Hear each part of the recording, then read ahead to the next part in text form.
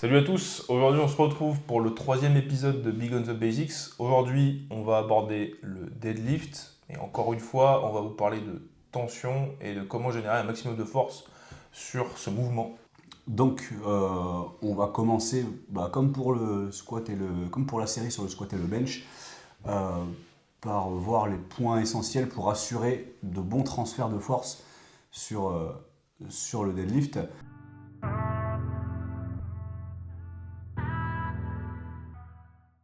Comme pour le squat, un des premiers, ça va être le bracing et la neutralité.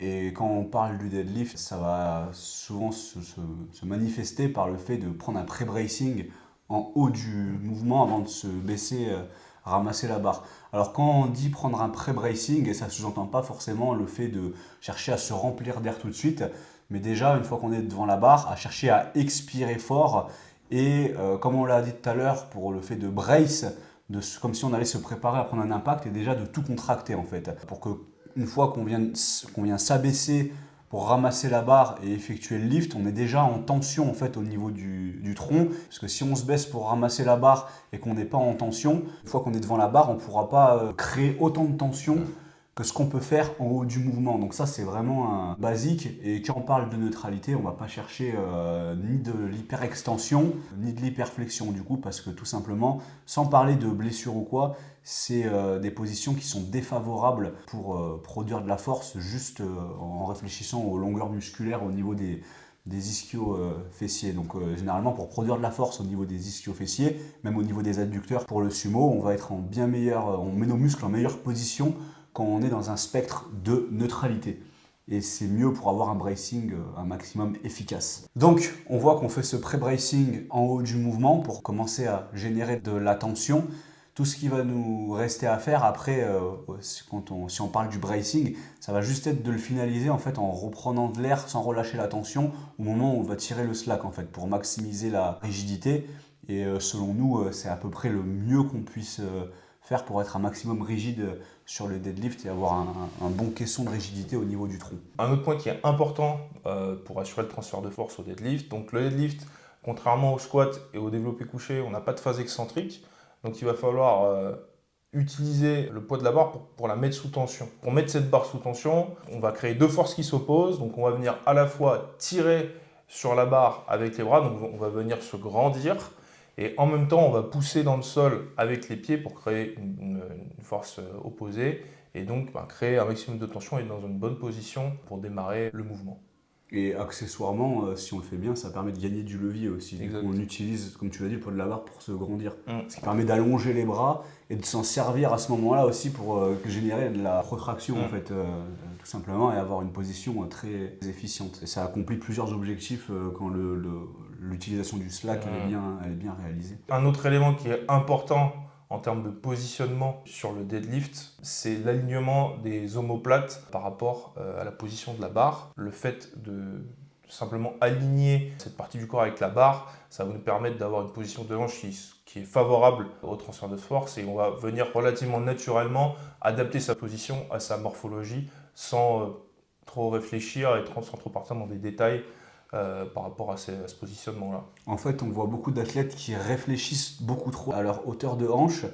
Et on se rend compte que quand au niveau du coup du bas du dos, on est dans une position relativement neutre et qu'on a les omoplates qui sont alignées à la barre, donc l'épaule un peu au devant de la barre, on tombe souvent sur une hauteur de hanche qui est relativement optimale avec très peu de déport d'avant en arrière du côté de l'athlète et un centre de gravité qui est bien réparti pour produire de la force. Donc ça, c'est une façon simplifiée de contrôler qu'on est bien placé sur le deadlift. Et ensuite, pour les transferts de force, alors ça va être le dernier point, c'est pour les athlètes qui vont tirer, on va rarement trouver cette problématique en conventionnel, c'est pour les athlètes qui tirent en sumo. Ça, c'est un peu comme pour le squat, on voit parfois des gens qui font du sumo, quand ils débutent avec un biais d'adduction, en fait, ils ont les hanches vachement fermées. Et ça, simplement pour les transferts de force et pour avoir les hanches proches de la barre et un bon levier, c'est problématique. Donc tout ce qu'il faut chercher à faire, c'est à faire une abduction au niveau de la hanche et à chercher à aligner en fait le genou dans l'axe du pied. Et si on ouvre trop les pieds et qu'on n'est pas capable d'aligner le genou avec le pied, on referme un peu les pieds pour avoir un axe qu'on est capable de tenir et dans lequel on peut produire de la force, sans chercher à pousser les genoux excessivement à l'extérieur.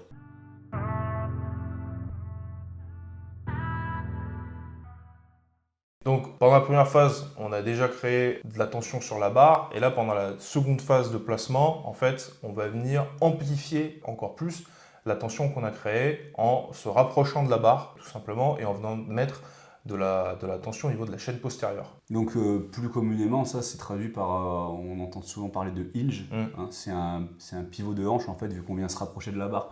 On va faire un pivot de hanche et ce qui est important là, c'est que on ne cherche pas à calculer à quel point on va abaisser les hanches. On vient juste s'engager contre la barre en essayant d'accentuer cette tension sur la chaîne postérieure pour pouvoir produire le maximum de force. Et après, il n'y a plus qu'à tirer sur la barre en fait, et à chercher à se redresser avec le maximum d'intention. Et généralement, quand on a bien respecté toutes ces étapes, du fait d'avoir une grosse tension, un gros bracing, on a un maximum de rigidité en fait, pour accomplir le lift avec le moins de déformation, possible. Je rajoute un petit bonus de placement pour les débutants parce que du coup, comme il n'y a pas de phase excentrique, comme on l'a dit tout à l'heure, ça peut être un peu plus dur des fois pour comprendre le placement.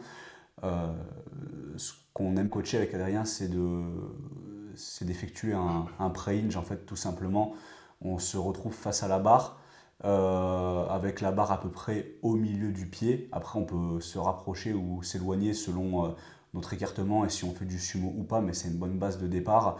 Et de là, on va venir chercher à mettre les mains sur les hanches, pousser les hanches en arrière en essayant de bien garder le bas du dos neutre et commencer à sentir l'étirement au niveau des ischio-fessiers. Donc on utilise les mains comme feedback proprioceptif pour pousser les hanches vers l'arrière. Et quand on est dans cette position, on n'a plus qu'à allonger les bras vers la barre, à se pencher légèrement vers la barre pour attraper la barre en gardant le dos qui est neutre. Et ensuite, on effectue ce rapprochement de la barre qu'a expliqué Adrien, donc ce pivot de hanche, et on n'a plus qu'à se redresser. Et ça permet, quand on est des débutants, d'apprendre à se mettre au niveau du bas du dos et qu'on n'a pas une grosse proprioception dans une bonne position. Et ça peut aider à ressentir la tension sur la chaîne postérieure, tout simplement. Et même pour des athlètes avancés, c'est une façon de se placer qui peut être très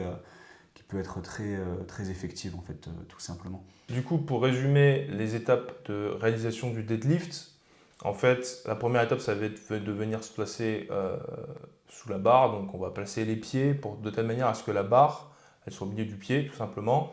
Ensuite, on va entamer une phase de pré-brace pour commencer à créer de la tension. Ensuite, on va venir chercher la barre en gardant le bas du dos relativement neutre. Et là, on va tirer sur le slack pour créer de la tension. Ici, on est dans une position où on doit finaliser le bracing. Et derrière, on va venir s'engager en cherchant à créer un maximum de tension au niveau de la chaîne postérieure. Et une fois qu'on est dans cette position, on peut tirer. Il n'y a plus qu'à se redresser et à envoyer au maximum sans réfléchir. Voilà. Donc, on arrive au bout de ce 3e épisode du Big on the Basics qui traitait du deadlift, des bases, des fondamentaux du deadlift. Si vous avez aimé la vidéo, mettez un like déjà. N'hésitez pas à la repartager. Et voilà, si vous avez des questions, vous pouvez les mettre en commentaire. Si vous avez des suggestions pour des prochaines vidéos, n'hésitez pas également à les mettre en commentaire. Abonnez-vous à la chaîne YouTube et on vous dit à la prochaine.